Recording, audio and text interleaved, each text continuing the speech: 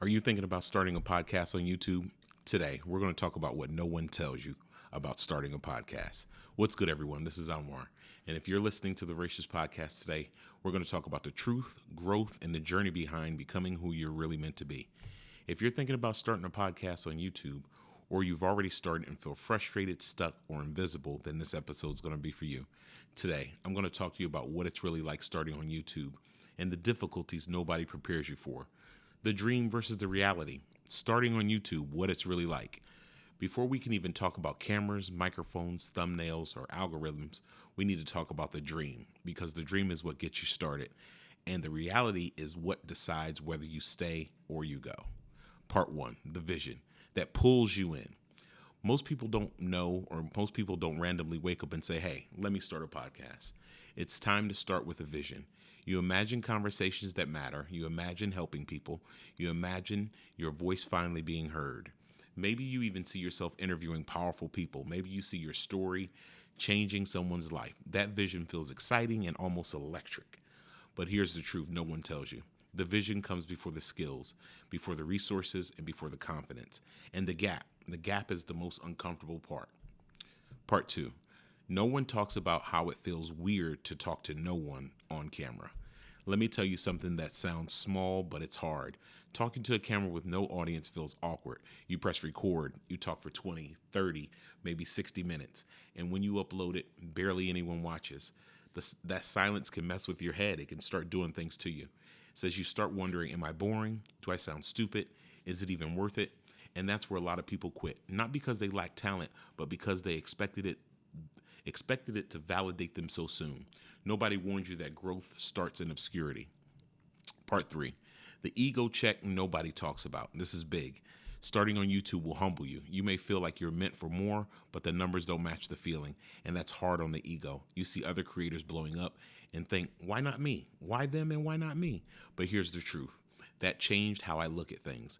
The first season isn't about exposure, it's about endurance. Can you show up without an applause or without an audience? Can you remain consistent when nobody's clapping? That's the real test. Part 4, it says when support doesn't come from where you expected it, that part hurts. And I want you to be honest. The people closest to you might not support you. They might not even watch once and never come back. They may not even share your content, and you'll notice strangers believe in you before your friends do. That's just a common thing that happens in the social media world. That doesn't mean that they hate you. Sometimes people can't see you as who you're becoming. They only see you for who you've been. Most people are truly comfortable with who they know you to be and not who you're becoming. And that's painful. But it's also freeing because it forces you to stop creating for approval and start creating with purpose. Part 5, self-doubt is a real opponent. Your biggest enemy starting out isn't YouTube. It's not the algorithm. It's not the camera. It's your voice in your head saying you're not good enough. Your voice shows up late at night after you post and you have no choice. Either you believe the doubt or you believe that the calling mate that you made in the first place is a good beginning stages and it feels comfortable, lonely, or slow. That doesn't mean you're failing. It means you're exactly where every successful creator has begun. Don't rush the season. This season is building your voice, your discipline, and your character. Your dream you started, the reality is shaping you. And if you can survive past that part, the rest becomes possible. Hopefully you found that this brief podcast that we talked about today was very helpful for you. If you're thinking about starting your own podcast, by all means, get out there and try. You can start with some of the most basic equipment. It doesn't take a lot of money to start a podcast. You can even start from your phone. Let's keep it simple. Everyone has a smartphone. And when you begin, the biggest thing that I'm learning, even about my own journey, is not giving up. That's the biggest thing that I want to impress upon you. It's the consistency, it's the discipline, it's the recording of the videos, even on days when you don't feel like it. And you'll be rewarded down the road, but it takes a while.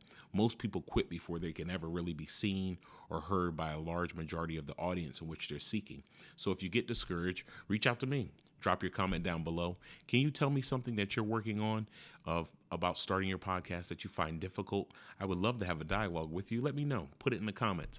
You can also drop me a line and maybe give me some pointers because I'm no pro. I'm starting out on my own as well, but it's exciting. I love podcasting and I'm here to stay. So I wish you guys all the best and thank you for tuning in. And don't forget to like and subscribe. Peace.